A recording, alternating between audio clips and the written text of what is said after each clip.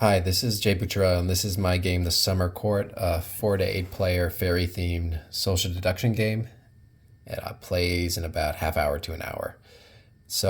King Oberon is hosting a huge party for all the fairies in his realm.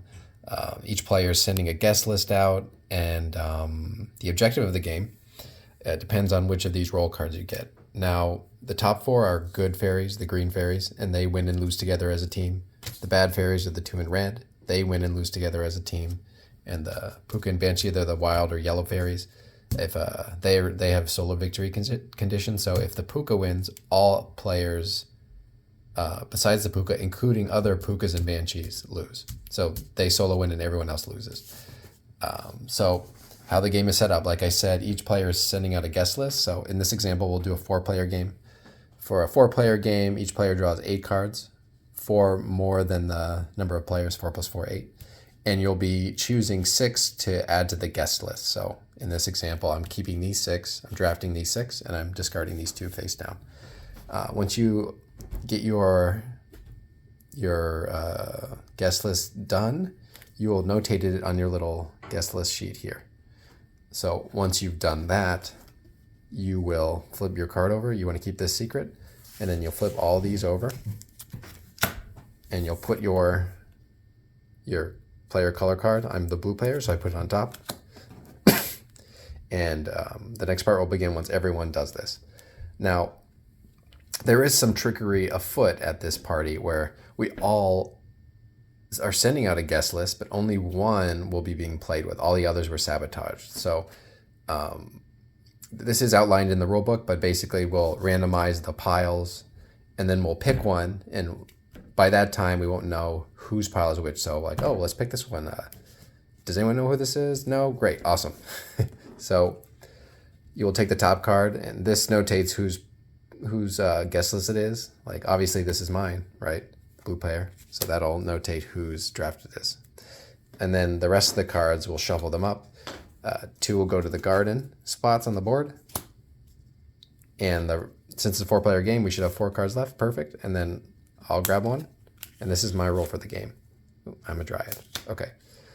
Once that happens, the last player to watch a movie with a fairy in it decides who goes first. So basically, once they pick a player, they will place one of their cake tokens. Now, this is a party, so we're all slicing cake up, eating cake. It's fun. So when it's your turn, you will place your cake token on an action you'd like to use. There's 4 actions, and they make up such things as trying to figure out what alignment players are on. Like, you can find out if someone's a good fairy, bad fairy, or wild fairy. It might help you figure out what cards were taken out of play at the beginning, and it might help you figure out whose draft sheet or guest list it might be. And then once you've used an action, you pick another player to use. You pick another player to take a turn. And each player only has 2 cake tokens, so at most you can use 2 actions in the game. As you can see, some actions are limited. For a 4 player game, you can't use an action more than twice. Once 6 cakes are used, meaning there's been 6 turns, the last player to take a turn will get Oberon's wand. Now, with Oberon's wand, that player will be able to sort the other fairies. You can either welcome another fairy, banish another fairy, or arrest another fairy, which means if I want to welcome the player over there, I'll take their card, flip it face up under this welcome slot. Now this is the end phase of the game, and this is where the objectives come in. The good fairies win if all fairies are sorted correctly. Now, what that means is you'd want to you'd want to welcome all the good fairies, which are the green ones, banish all the bad fairies, which are the red ones, and arrest all the wild fairies, which are the yellow ones. So if you're able to do that, all the good fairies win. All fairies are sorted correctly. Banshee or Puka wins if they solo win if they're either welcomed or banished. So if the person with the wand welcomes or banishes a wild fairy, they win and all other players lose. And essentially, if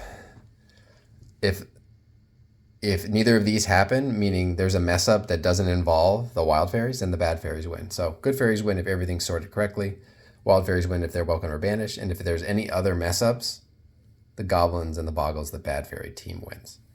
Now some unique things about the game is the creation of the drafts. People really seem to like that. Like, oh man, I hope it's not my draft. I have 5 pukas. Like, oh, if it's my draft, I'm the only good fairy, which is scary. So, and you get to augment it a bit. So if you want a more chaotic game, you can add a lot of bad and wild fairies in.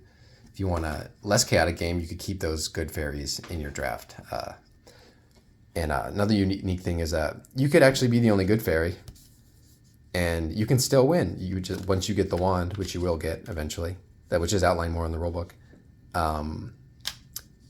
Say you're the only good fairy and everyone else is bad. You can, if you banish all of them, you win. Another unique mechanic, the end game. Like there's no elimination. I guess the only elimination would be at the very, very end of the game when you're sorting, but by then the game is basically over. And just the power of the wand. And what this symbol means is whenever you welcome a good fairy, you pass the wand to them. So it's possible you could have a game where everyone's a good fairy and you could pass the wand every time you welcome each one. And yeah, so that's my game, the Summer Court. Thanks.